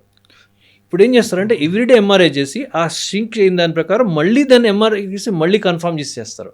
దానివల్ల మీకు బాడీ సేఫ్టీ పెరిగిపోతుంది, హయ్యర్ డోస్ కూడా ఇవ్వచ్చు, క్యూర్ రేట్స్ పెరిగిపోతాయి. అంటే యూజువల్గా అయితే ఒకప్పుడు ప్రాబ్లం అనేది కూడా ఉండేది. అంటే ఆ డోసేజ్ అనేది కూడా రెగ్యులర్గా తగ్గుతున్న టైంలో మనము రెగ్యులర్ డోసేజ్ ఇస్తూ ఉంటే అప్పుడు వేరే దానిలో కూడా ప్రాబ్లం వచ్చేది. ఎగ్జాక్ట్లీ అంటే మీరు గడ్డ ఎప్పుడైతే కరెంట్ ఇచ్చారు, ఫస్ట్ day 1లో మీరు ఒక గడ్డ కరెంట్ ఇచ్చారు, గడ్డ కరెంట్ ఇచ్చినప్పుడు స్ట్రింక్ అవుతుంది. పోనీ day 5లో మీరు కరెంట్ పెట్టారు, ఆ ఫస్ట్ డేకి 6th డేకి గడ్డ సేమ్ సైజ్ ఉండదు కదా, ఉండదు సార్, రెస్పాన్స్ తగ్గుతుంది. So when you do it on MRI every day and confirm it again with is image guidance అనమాట. ఇది యాక్చువల్గా మన యశోద హాస్పిటల్నే ఫస్ట్ టైం వచ్చింది ఫస్ట్ టైం. అంటే హాస్పిటల్ పేరు చెప్పకూడదని కానీ but so it like that is only thing available right. Then advantages ఏంటంటే మీరు ఫోకస్డ్ రేడియేషన్ ఇవ్వడం వలన ఎవ్రీడే మీకు డోసేజ్ని ఫోకస్ చేస్తాం, అంటే more the radiation at the part of the thing and saving the normal brain. ఇంకొకటి ఇంపార్టెంట్ ఏంటంటే కొత్తగా వచ్చిన టెక్నాలజీస్లోనే ఎస్పెషల్లీ బ్రెయిన్కి సంబంధించిన వాటిలో మెమరీ అనేది హిప్పోకాంపస్ అనే పార్ట్లో ఉంటుంది. మీకు చెప్పినప్పుడు టెంపరల్ లోబ్స్ ఉంటుంది, ఆ పార్ట్ అన్నమాట సైడ్కి ఉంటుంది. మన మెమరీ అక్కడ కానీ పోతే జీవితాంతం పాడిపోతే ఆడికి అసలు ఏం గుర్తుండదు. మీ సినిమాలో మీరు చెప్పిన గజనీ లాగే ఉంటుంది అనమాట. సో చాలాసార్లు ఏంటంటే దీంట్లో ఇంపార్టెంట్ మెమరీలో 2 పార్ట్స్ ఉంటాయి. ఒకటి రీసెంట్ మెమరీ, మీరు ఇప్పుడు నన్ను చూశారు, ఈ మధ్యన పరిచయం అయ్యారు, లేకపోతే మీరు ఏమన్నా పాతది మా అమ్మ నాన్న లేకపోతే బ్రదర్ సిస్టర్ లేకపోతే ఫ్రెండ్స్ వాళ్ళందరూ మన ఓల్డ్ మెమరీస్ అవి ఎప్పుడు ఉండిపోతాయి.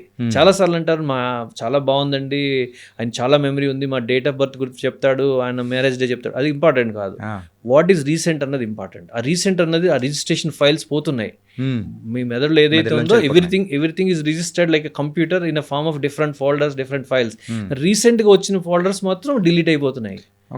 అది సేవ్ చేయడానికి మీకు హిప్పోకాంపస్ స్పేరింగ్ రేడియోథెరపీ అంటారు.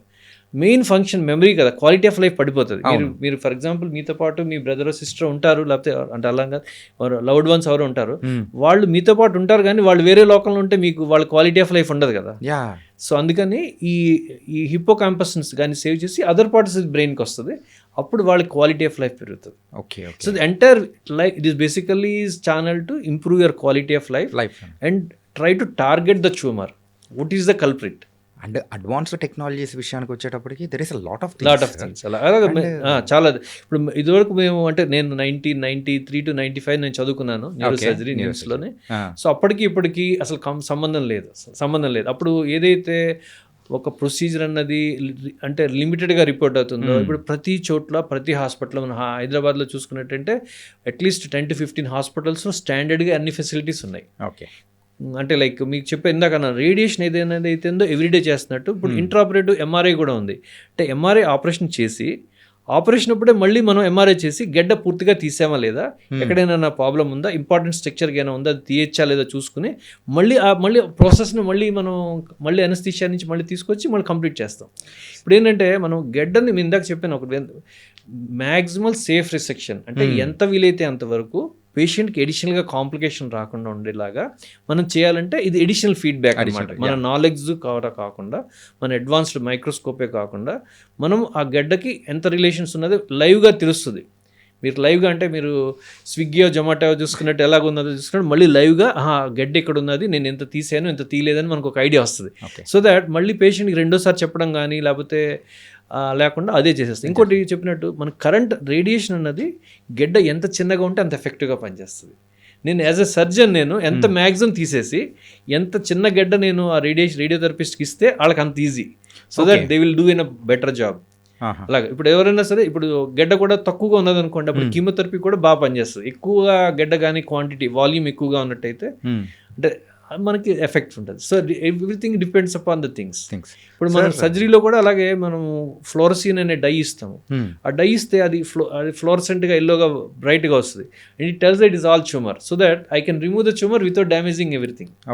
సో అలా దే ఆర్ డిఫరెంట్ టెక్నిక్స్. అలాగా నేను దానివల్ల ఇప్పుడు మైక్రోస్కోప్తో పాటు నేను ఎండోస్కోప్గా వాడతాను. ఒకసారి కార్నర్లో కంప్లీట్గా ట్యూమర్ తెలియనప్పుడు అలా రకరకాల టెక్నిక్స్ ఉన్నాయి. ఇంట్రాపరేటివ్ ఎంఆర్ఐ అని అలా రకరకాల అలాగే కొన్నిసార్లు మీరు చెప్పినట్టు మీరు పేషెంట్కి ఎవరికైతే గడ్డ మన మాట శక్తి కాళ్ళు చేతుల శక్తి ఉన్నప్పుడు ఎవే క్రేనియాటమీ అంటే పేషెంట్ పూర్తిగా కాన్షియస్లో ఉంటాడు మనతో పాటు. ఇక్కడ మనం పిన్ పెట్టి వాళ్ళకి నరానికి బ్లాక్ ఇస్తాం.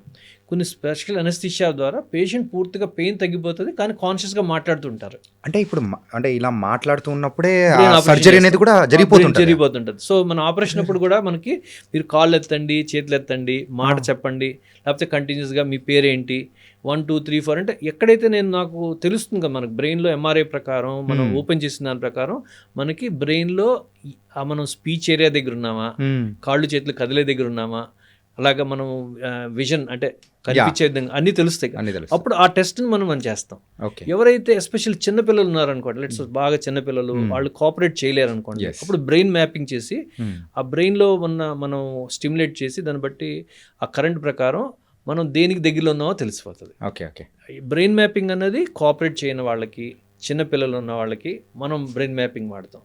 సో దట్ మనకి మన మాట కానీ, కాళ్ళు చేతుల శక్తి కానీ, చూపు కానీ, వినికిడి కానీ ఇంపార్టెంట్ ఏరియాస్ని మనం మ్యాప్ చేసుకుని దాన్ని అవన్నీ సేవ్ చేయడానికి అవకాశం ఉంది. దాని తగ్గట్టు జాగ్రత్తలు అనేది కూడా తీసుకుంటూ కూడా ముందుకెళ్తుంటారు. అడ్వాన్స్ టెక్నాలజీ విషయంలో అయితే ఇంత ఉంది. సో ఒకానొక టైంలో అయితే సో బ్రెయిన్ ట్యూమర్ అంటే తీసేసి ఉంటారు. అంటే మీరు అన్నట్టు ఆ ఇమేజ్ గైడెడ్ కానీ, ఈ ఎంఆర్ఐ కానీ ఆ టెక్నాలజీస్ లేని టైంలో ట్యూమర్ తీసేసినా కానీ మళ్ళీ అదే ప్లేస్లో ఆ ట్యూమర్ అనేది కూడా కొన్నిసార్లు వచ్చే అవకాశాలు అనేది కూడా ఉంటాయి కదా. సో ఇప్పుడైతే అంటే టెక్నాలజీ పెరగడం వల్ల అలా ఏం లేదు. ఆ రోజుల్లో అయితే అలా పెరిగే అవకాశాలు కూడా చాలా మంది చూసారా? చాలా చాలా చాలా ఇంపార్టెంట్. ఎందుకంటే ఇప్పుడు ఇదివరకు బ్రెయిన్ ఆపరేషన్ చేయడమే గొప్ప.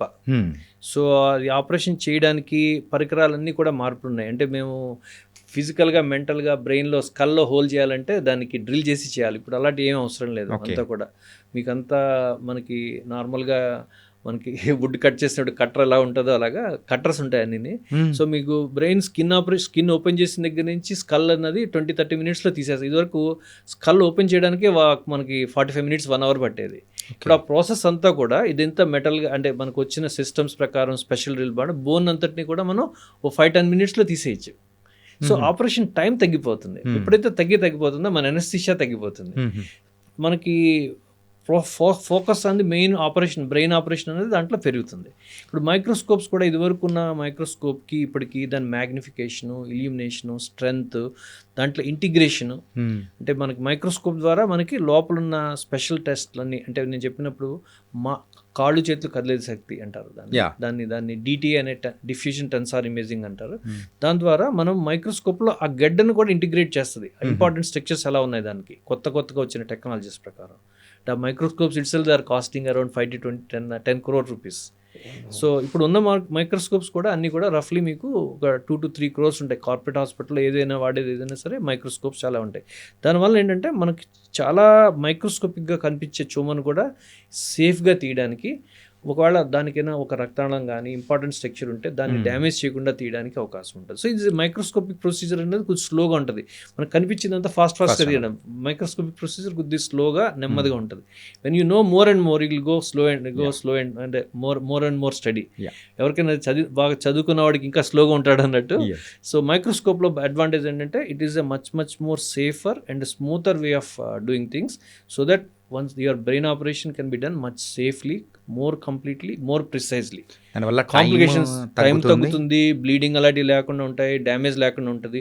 అందుకే నేను ఇందాక చెప్పినట్టు ఇప్పుడు 90% ఆఫ్ ది ట్యూమర్ సక్సెస్ అన్నది నార్మల్గా బెనైన్ ట్యూమర్స్లో ఇస్తాం. ఇదివరకు కానీ మీరు చూసినట్టయితే ఆ రిస్క్ అన్నది 50% పైన బ్రెయిన్ ఆపరేషన్లో కొద్ది రిస్క్స్ ఎక్కువ ఉంటాయి.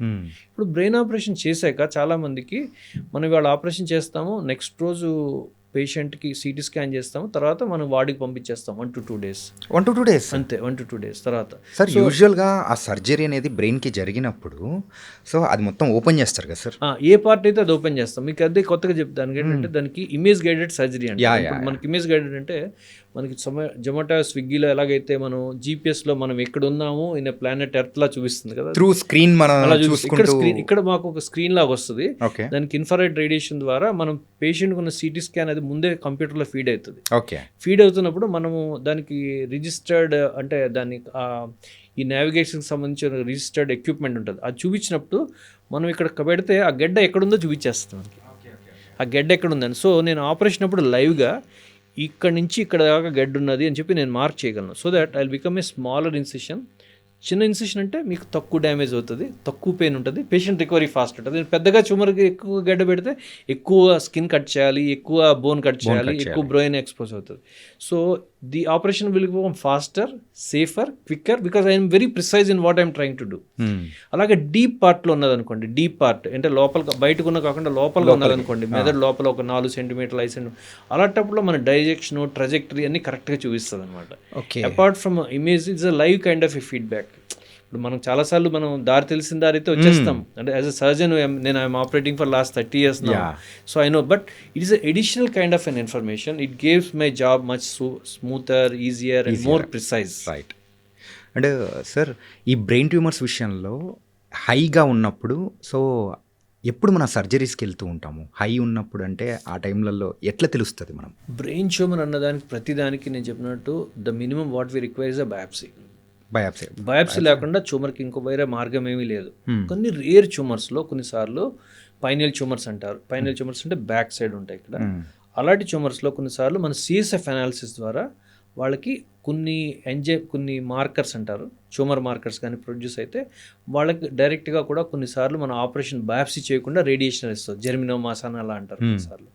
అలాగే పిట్యూటరీ గ్లాండ్ ట్యూమర్స్ అంటారు. అంటే పిట్యూటరీ గ్లాండ్ అంటే మనము బాడీలో ఉన్న హార్మోన్స్ అన్నిటిని కంట్రోల్ చేసేది పిట్యూటరీ గ్లాండ్. ఓకే. సో మనం మొత్తం మీకు ఎడ్రినలిన్ గ్లాండ్ కానీ థైరాయిడ్ గ్లాండ్ కానీ మన బాడీలో మన సెక్స్ హార్మోన్స్ అన్నీ కానీ అంటే మనకి పిల్లలు పుట్టాలన్నా రెగ్యులర్గా మెన్సెస్ కావాలన్నా మనకు normal sex everything is controlled by pituitary gland. Pituitary గ్లాండ్కి కంటిన్యూషన్ ఈజ్ హైపోథాలమస్. అది బ్రెయిన్లో ఉన్న మెయిన్ పార్ట్స్ అనమాట. అవన్నీ ఆ హైపోథాలమస్ అనేది పిట్యూటరీ గ్లాండ్ని కంట్రోల్ చేస్తుంది. ఓకే. సో ఆ టైప్ ట్యూమర్స్ కొన్నిసార్లు ఉన్నప్పుడు అవి హార్మోన్స్ ప్రొడ్యూస్ చేస్తాయి. ఓకే. అవి గడ్డ చిన్నగా ఉంటుంది కానీ బాడీలో చేంజెస్ విపరీతంగా వస్తాయి. ఎందుకంటే అది గ్లాండ్లో కాబట్టి అంత ఇంపార్టెంట్. అది గ్లాండ్లో కాబట్టి అది ఇంపార్టెంట్. అలాంటి వాళ్ళు ఉన్నప్పుడు దానికి ప్రొలాక్టినోమా అనే గడ్డ ఉంటుంది. పెద్దగా గడ్డ ఉంటుంది. ఇదివరకు కూడా నేను చదువుకునే టైంలో 30 years బ్యాక్ కూడా వాటికి ఆపరేషన్ చేసేవాళ్ళం. ఇప్పుడు దానికి చాలా మంచి మందులు వచ్చినాయి. సో ఒకసారి మీరు ఆ గడ్డ అన్నది పిట్యూటరీ గ్లాండ్లో ఉన్నదని ఎంఆర్ఐలో గ్రహించినట్టయితే దానికి అడ్వాన్స్డ్ టెక్నాలజీస్ ఉంటాయి. అది దానివల్ల మనం చిన్న గడ్డ మైక్రోడినోమా అంటే లెస్ దెన్ 1 centimeter ఉన్నా సరే మనం దాన్ని 1 centimeter ఉన్నా దాన్ని వ్యాధి నిర్ధారణ చేయొచ్చు. ఓకే.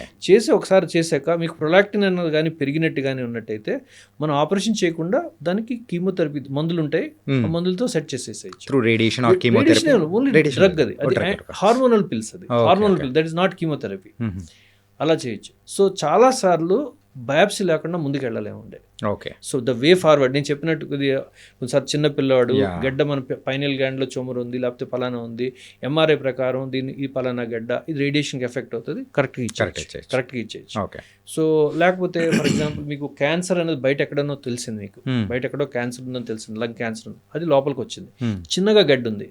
అప్పుడు దీనికి సంబంధించిన నోన్ క్యాన్సర్ కాబట్టి అది మోస్ట్ లైక్లీ ఇక్కడ గడ్డ ఉన్నది, ఆ గడ్డ కూడా ఎంఆర్ఐ ద్వారా ఉన్నట్టయితే మనం దాన్ని బట్టి మన ఆపరేషన్ లేకుండా ప్రయత్నించవచ్చు. అదర్వైజ్ మీకు బయాప్సీ లేకుండా మనం అసలు ఏమీ చేయలేం.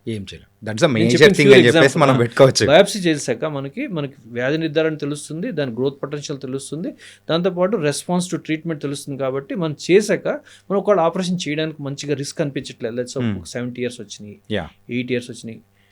నేను ఇంకోటి చెప్పాను కదా, పెద్ద వయసు వచ్చే వాళ్ళలో క్యాన్సర్స్ ఎక్కువ ఉంటాయండి. ఒకసారి 60 years దాటినాక మీకు బ్రెయిన్ ట్యూమర్ వచ్చింది అనుకోండి, it is almost always a cancer. Okay. Mid ఏజ్లో క్యాన్సర్ కాకపోవచ్చు, బెనైన్ ట్యూమర్స్ కూడా చాలా ఎక్కువ. Young people less than 5 years 10 years అది వచ్చిందంటే most likely cancer. Okay. Very young very old are usually cancers. Mid ఏజ్లో ఏదైనా కావచ్చు. ఒకసారి మీకు పెద్ద వయసు ఉన్న వాళ్ళకి వేరే కోమార్బిడ్స్ ఉంటాయి, అంటే షుగర్ ఉంటుంది, బీపీ ఉంటుంది, అలాంటి వేరే రకరకాలు ఉన్నప్పుడు మనకి ఆపరేషన్ అనేది లేకుండా చేయాలనుకున్నప్పుడు చిన్నగా హోల్ పెట్టి బయాప్సీ తీసేస్తాం. సో దాన్ని బట్టి వ్యాధి నిర్ధారణ వస్తుంది. దాన్ని బట్టి మనం ఏం చేయాలన్నది మనం అప్పుడు ఆపరేషన్ అనేది లేకుండా నేను చెప్పినట్టు కీమోథెరపీ, రేడియేషన్, ఏదో అడ్వాన్స్డ్ ట్రీట్మెంట్స్ ఉన్నాయి. నార్మల్గా రేడియేషన్ అంటే స్ట్రక్చర్డ్గా 4 to 6 weeks ఇవ్వాలి మీకు. కొన్నిసార్లు పేషెంట్ కండిషన్ బట్టి బెనిఫిట్ ప్రకారం దాన్ని అవసరం బట్టి కొద్దిగా తగ్గించే అవకాశాలు కూడా ఉంటాయి అన్నమాట. ఓకే సార్, ఈ ఆపరేషన్స్ అనేది కూడా బ్రెయిన్కి సంబంధించిన ఇట్స్ అ మేజర్ థింగ్. ఏంటంటే ఎవ్రీ ఇంచ్ కూడా ఇంచ్ కాదండి, it is a precision is almost less than it's a precision. అంటే మేము మెడికల్ కాదు కాబట్టి మాకు ఇంచ్ అనేది కూడా కొంచెం అనిపిస్తుంది. బిగ్ నెంబర్ ఇంచ్ అనేది బిగ్ నెంబర్. ఓకే. సో చిన్న మైన్యూట్ అనేది కూడా very very important in brain. మరి అంత మేజర్ సర్జరీ అనేది జరిగిన తర్వాత యూజువల్గా పర్సన్ అనేవాళ్ళు నార్మల్గానే వాళ్ళ లైఫ్ని లీడ్ చేయొచ్చు అంటారా, లేకపోతే ఏదైనా కాంప్లికేషన్స్ కానీ ఎనీ సైడ్ ఎఫెక్ట్స్ కానీ వచ్చే అవకాశాలు ఏమైనా ఉంటాయా? సో నార్మల్గా బ్రెయిన్ సర్జరీ అనేది మేబీ లాస్ట్ 2-3 decades బ్యాక్ ఇప్పటికి చూసుకున్నట్టయితే it is relatively very very safe అండి. మీరు బెనైన్ ట్యూమర్స్ సర్ఫేస్లో ఉన్నవి మరి బ్రెయిన్లో మరీ డీప్గా లేని వాటిలోని the success rate is as good as 90%+. 90%+ అంటే మీరు ముందు ఏదైతే పనులు చేసుకుంటున్నారో ఇంచుమించు ఆ పనులన్నీ కూడా చేసుకోవచ్చు. Okay. But only thing what you require ఏంటంటే బ్రెయిన్ ట్యూమర్స్లో కానీ దేంట్లో ఏంటంటే you have to adhere to the system protocol. It's like as I told, మీరు ఇందాక అన్నారు కదా ప్రిసిషన్. సో మీరు మీ లైఫ్ స్టైల్ కానీ ఏదైనా సరే కొద్దిగా స్ట్రక్చర్డ్గా ఉండాలి, రెగ్యులర్గా ఫాలోఅప్ అవుతుండాలి. మీకైనా కాంప్లికేషన్ ఏదైనా వచ్చినా రికరెన్స్ వచ్చినా వెంటనే పికప్ చేయడానికి ఉంటుంది. ఓకే. ఒకసారి పికప్ చేసుకుని ఒకవేళ ట్యూమర్ కానీ రెసిడ్యూ కానీ ఉందనుకోండి, మనం 3 months దాకా 6 months పికప్ చేసినప్పుడు బెనైన్ ట్యూమర్ అదేనా ఉంటే దాన్ని కరెంట్ పెట్టేసి కాల్ చేస్తే it will be you can just forget about it for rest of your life.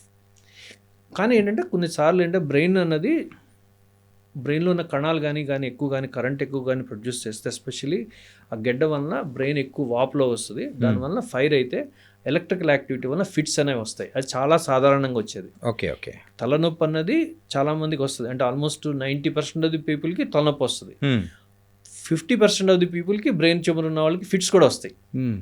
Okay, అది ఒకసారి రావచ్చు, ఒకసారి ఒక చేయి కొట్టుకోవచ్చు. పూర్తిగా అది ఫిట్స్ అని కూడా చాలా మందికి తెలియదు.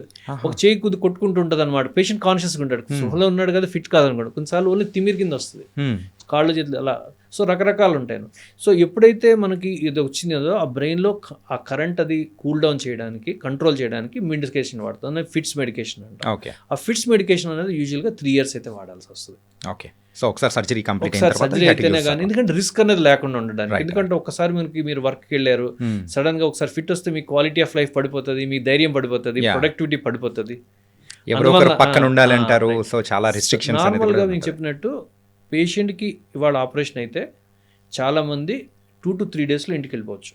ఓకే. అది కానీ ఎస్పెషల్లీ బ్రెయిన్ సర్ఫేస్లో ఉన్న వాళ్ళకి, యంగ్ పీపుల్కి, వాళ్ళకి మనం ఏం చేస్తామంటే ఫస్ట్ డే మాత్రం ఐసీయూలో పెడతాం. ఎందుకు పెడతామంటే ఇలాంటి వాపులు ఉండొచ్చు, నార్మల్గా మొత్తం కూడా ఎనస్థిషియా అనేది బ్రెయిన్ ఆపరేషన్ అంటే కూడా 4 to 5 hours 6 hours టైం పడుతుంది.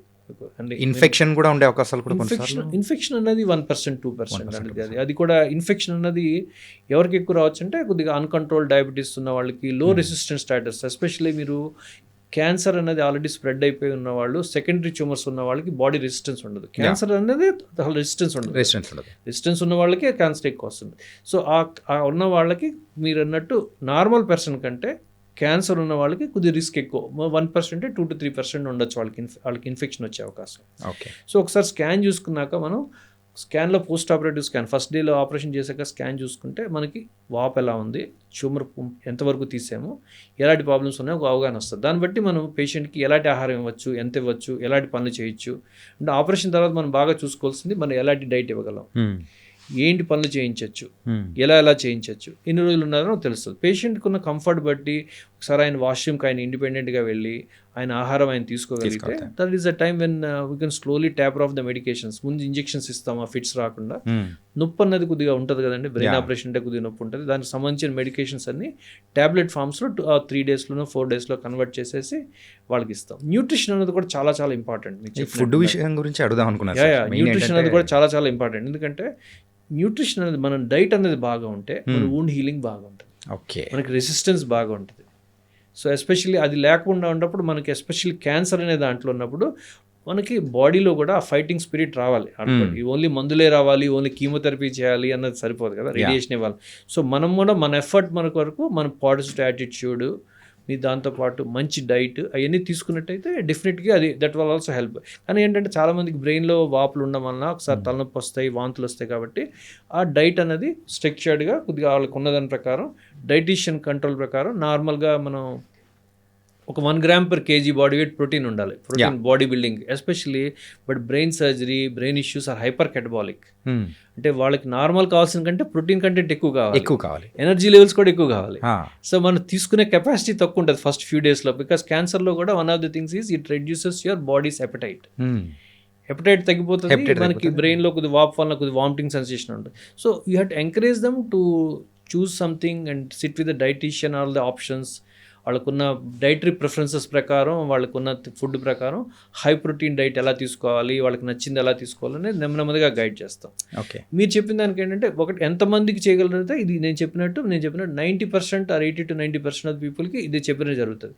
ఎవరికైతే డీప్గా ట్యూమర్ ఉంటుందో వాళ్ళకి ఆపరేషన్ తర్వాత కొద్దిగా ఏమైనా వాపులు ఉన్నాయో వాళ్ళు they may stay for 5 days or 7 days based upon this particular thing. వాళ్ళకి ఆపరేషన్ ముందే కానీ మీ కాళ్ళలో చేతిలో బలం తక్కువ ఉంది అనుకోండి, లెట్స్ సపోజ్ కాళ్ళలో చేతిలో. సో అది వెంటనే we cannot expect everybody to get better immediately. చాలా మంది కొంతవరకు ఇంప్రూవ్ అవుతుంటాయి, కొంతవరకు అలాగే మాట లేదనుకోండి, వాళ్ళకి మాట లేని వాళ్ళకి వెంటనే రాదు కదా, మెదడులో వాపు వలన కొన్నిసార్లు నెమ్మదిగా మాట వస్తుంది.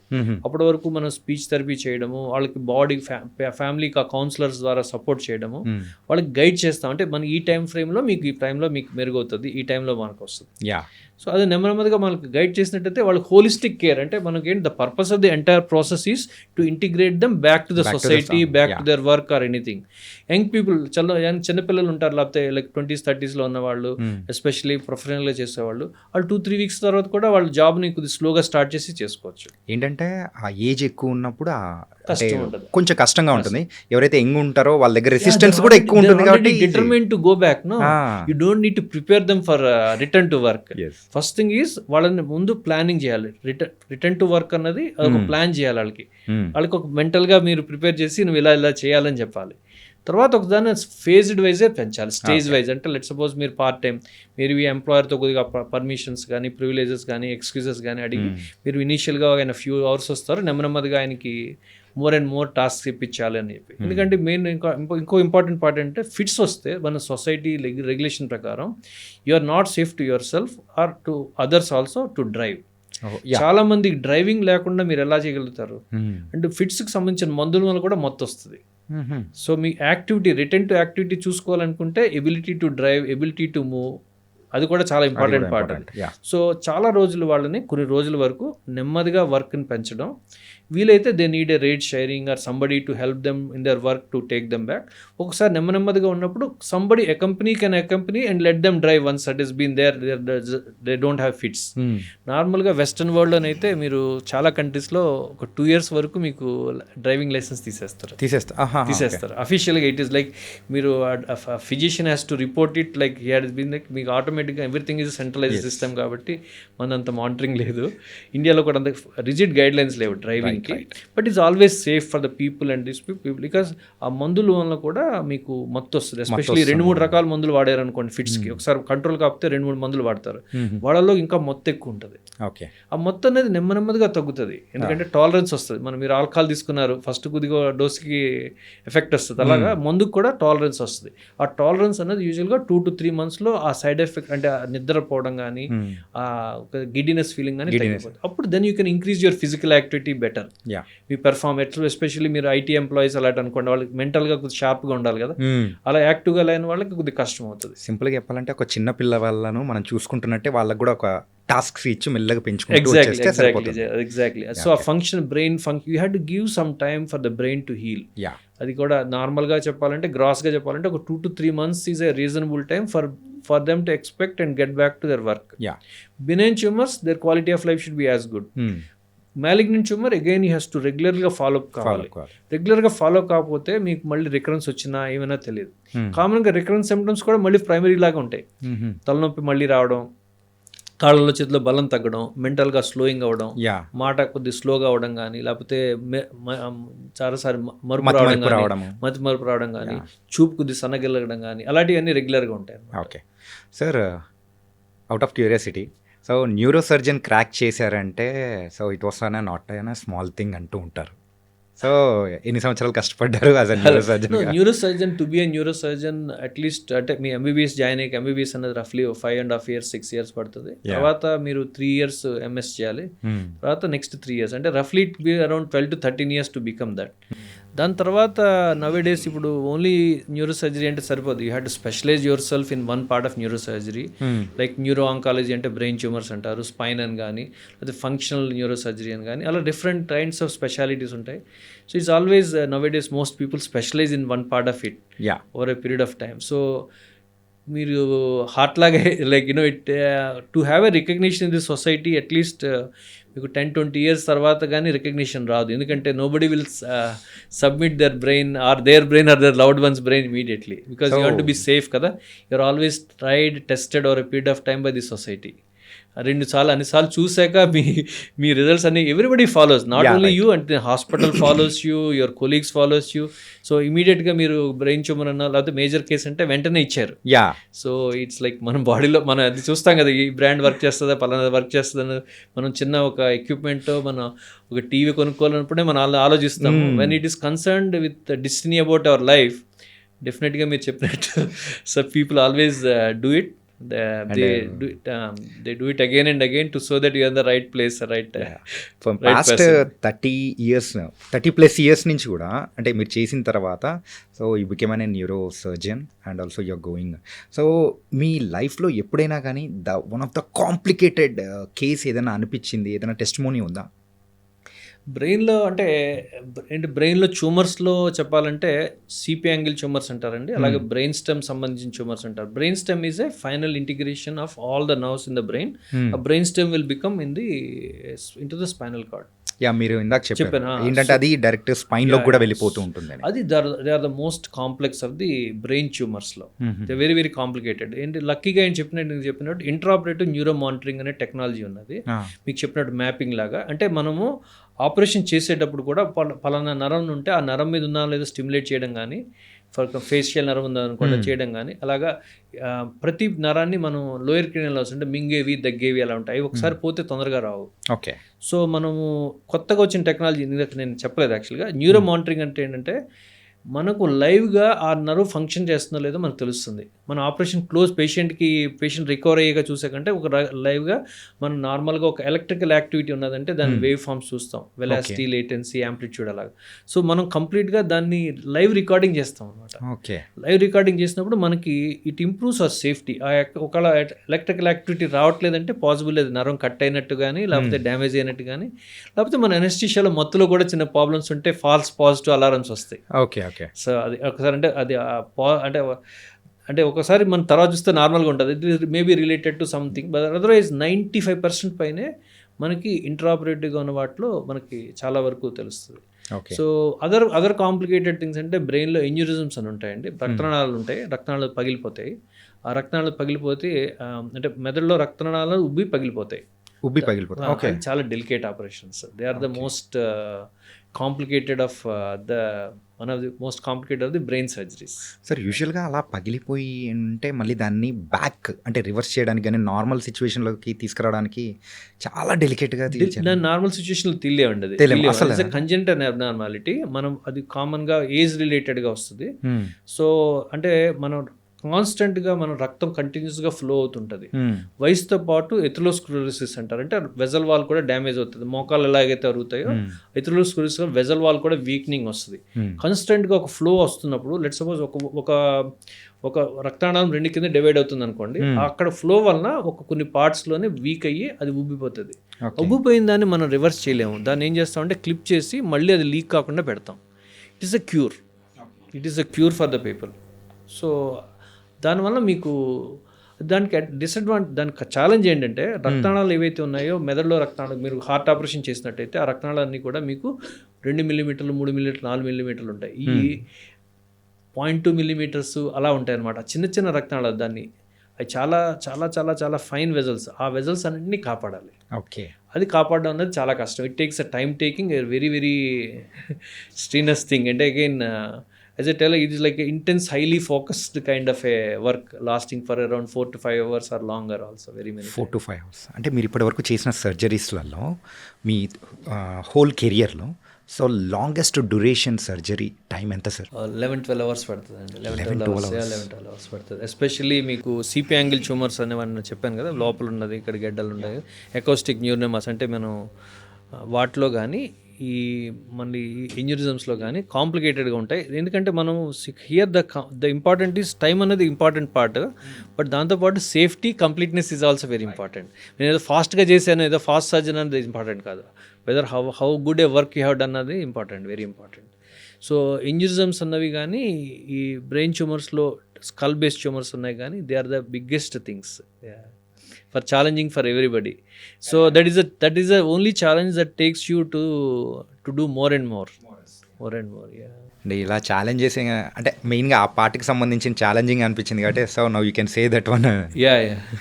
Sir one last question sir. యూజువల్గా మేము బయట ఉన్న వాళ్ళం, మాకు తెలియదు కాబట్టి అడుగుతున్నాము క్యూరియస్గా. ఒక సర్జరీ, బ్రెయిన్ సర్జరీ జరిగేటప్పుడు యూజువల్గా అక్కడ అంటే ఆపరేషన్ థియేటర్లో కానీ అక్కడ ఎంతమంది ఉంటారు? చాలామంది ఉంటారండి. అసలు యాక్చువల్గా అలా ఉండకూడదేమో కూడా కానీ. సో ఇప్పుడు ఏంటంటే ఇప్పుడు మోస్ట్ ప్లేసెస్లో సర్జన్కి ఒక అసిస్టెంట్ ఉంటారు. Okay. ఒకసారి చాలా చోట్ల ఒకసారి there may be A training resident ఉంటుంది. మోస్ట్ మన హైదరాబాద్లో అట్లీస్ట్ చెప్పాలంటే అట్లీస్ట్ న్యూరో సర్జికల్ ట్రైనింగ్ అనేది ఆల్మోస్ట్ 8 to 9 ప్లేసెస్లో ఉన్నది. So the training for the resident comes with once you learn from your seniors apart from their own reading, no, most of it is like you learn and see, no, you see and learn or anything. So surgery వైపు నుంచి అయితే at least 2-3 neuro surgeons ఉంటారు. Scrub nurse అంటే nurses 2-3 scrub nurses ఉంటారు. అనెస్థిస్ట్ senior అనెస్థిస్ట్ ఉంటారు. వాళ్ళు they may not be stay all the time, but definitely they have a junior colleague. అక్కడే ఉండాలి. అక్కడే ఉండాలి. ఈ నర్సెస్లో 2 ఉంటారండి. సర్క్యులేటింగ్ నర్స్ అంటే వాళ్ళు తిరుగుతారు. అట్లీస్ట్ 1 సర్క్యులేటింగ్ నర్స్ ఉండాలి ఒక ఆపరేషన్ థియేటర్లో. స్క్రబ్ నర్సెస్ మేజర్ కేసెస్ అయితే 2 స్క్రబ్ నర్సెస్ ఉంటారు. న్యూరో సర్జరీలో రొటీన్గా అయితే 2 స్క్రబ్ నర్సెస్ ఉంటారు. టెక్నీషియన్స్ ఉంటారు. టెక్నీషియన్స్ అంటే మీకు కార్టరీ కనెక్ట్ చేయడము, సక్షన్ కనెక్ట్ చేయడము, అన్ని లైట్స్ చూడడం అంతా కూడా. మీ ఎక్విప్మెంట్స్, డ్రిల్స్, మైక్రోస్కోప్స్, మీకు న్యూరో నావిగేషన్ ఏమైనా పార్ట్స్ అన్ని చేయడానికి వాళ్ళు అంటారు. So these are the basic requirements. Apart from some people very many times you have a audience or a surgeon joining us to see observe from our different parts of this వేరే పార్ట్ నుంచి కానీ లేకపోతే చాలాసార్లు most corporate హాస్పిటల్లో we have some people from Africa and some other countries they come and stay with us for couple of months. Okay. So these are all people like at least మీరు చెప్పినట్టయితే ఒక 9-10 మెంబర్స్ లేకుండా అసలు మనకి operation అన్నది చేయలేం. బేసిక్గా చేయలేం. Because so what I mean is a big teamwork. So everybody has to be on their job to produce the best result. We need the best anesthetist, we need the best nurse who thinks about one step ahead so that the entire procedure goes seamless. As it should like go with as a flow. Just ఫ్రీగా కావాలి అనుకుంటే మనకు కావాల్సింది కూడా how we plan everything is like we almost dot up everything. నాకు ఏం కావాలన్నది ఈ పలానా దానికి ఒక ప్రోటోకాల్లో ఉంటుంది. ఈ ఆపరేషన్కి ఈ కావాలన్న ఆ సెట్ ఓపెన్ అవుతుంది. Make sure that things are been in place. Okay. So it's a process like like మీరు అంటారు కదా, it is a surgical strike or military drill. It is like both are preparation అనేది కూడా అలాగే ఉంటుంది. దాని తర్వాత it's a precision, completely planned work. It should be same. It has been done 1000 times చేసినా సరే next step should be go to the same drill. Right. So that it is like no step can be overlooked or యూజువల్గా అన్ని సర్జరీస్లో కల్లా the brain surgery is the one of the crucial, చాలా tough అని అంటూ ఉంటాము. So అలాంటి సందర్భాల్లో పేషెంట్స్ని ఎలా ప్రిపేర్ చేస్తారు సార్? ఇది చాలా కష్టమేనండి. బట్ ఏంటంటే మనము what we can talk about is like you should be very very upright about the patients outcomes. Differences ఎందుకు వస్తాయంటే I can promise everything on the moon, నేను ఏదో ప్రామిస్ చేసేసి ఏదో ఒకలా ఉంటే ప్రాబ్లం వస్తుంది. Now with my experience or what is the literature, we know what we can do. So నేను చెప్పినప్పుడు గడ్డ సూపర్ఫిషియల్గా ఉన్నది, పైన ఉన్నది గడ్డ. సో అలాంటి వాటిలో the margin is as good as 90 to 95% unless something unfortunate very happens. So things should be very very complete. So but we supposed to tell and we keep on tell all the patients before surgery all the risk, including risk to life. And we write it in the dotted lines also. And we also do a video counseling with the family, especially with all the closest members of the family.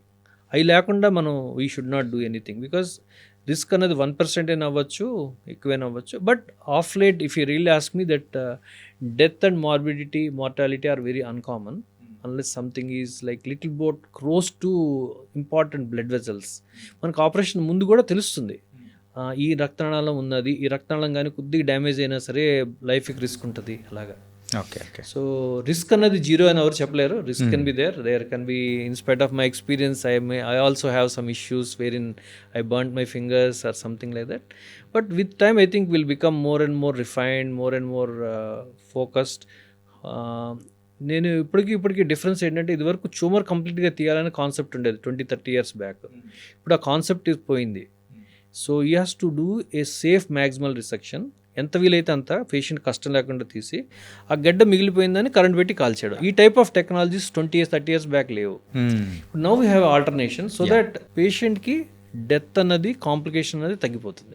So ఒక quality of life అనేది కూడా ఇప్పుడు Patient ఉంది can get integrated with their job, with their families. They can be productive to themselves. వాళ్ళ పని ఏదైతుందో అన్ని పనులు వాళ్ళు చేసుకోవడానికి అవకాశం. ఇంకోటి అంటే మల్టిపుల్ సిస్టమ్స్, సపోర్ట్ సిస్టమ్స్ కూడా పెరిగినాయి.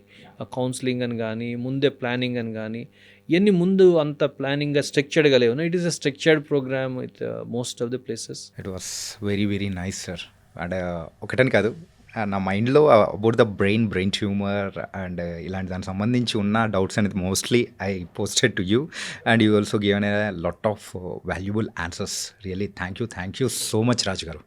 నిజంగా it was very very nice podcast. And ఎవరికైతే ఆ డౌట్స్ ఏదైతే ఉన్నాయో ఆ డౌట్స్ అనేది కూడా మ్యాక్సిమం వాష్ అవుట్ అయిపోయేలా చేశారు. Thank you so much. Thank you Chaitanya. Nice, very pleasure and nice talking to you. I think మీది ఏదైనా ఉందో చాలా స్పాంటేనియస్గా మాట్లాడారు. Very nice. I think I loved the way you presented the things. Thank you. Hope that I could deliver my the message what is suppose to be. And ఈ పాడ్కాస్ట్తోనే అయిపోయినట్లేదు sir, ఇంకా బోల్డ్ అనేది కూడా మనం చేద్దాము. There will be lot of sessions. Really thank you so much sir. Very welcome. Have a great day. Thank you. And for more videos, Please subscribe to iDream. Please subscribe to iDream. Please subscribe iDream. And please subscribe to iDream. For more videos, subscribe to iDream. please like, share and subscribe to the channel. Congratulations, iDream. Subscribe to iDream. Subscribe to iDream. So subscribe to iDream Media. iDream ki iDream team అందరికి huge congratulations. Please subscribe iDream Media. Please subscribe to iDream. Subscribe iDream. Please subscribe to iDream. iDream అంటే నా కళల channel subscribe చేసుకున్న నోరు తిరుగుతలేదు, మీరైతే గంట గుర్తు కొట్టండి. For more such videos, please subscribe to iDream. Subscribe to iDream. Please subscribe to iDream. Please subscribe iDream Media. Please do subscribe to iDream. Please subscribe to iDream Media. For best entertainment and information, please subscribe iDream. And don't forget to subscribe to iDream.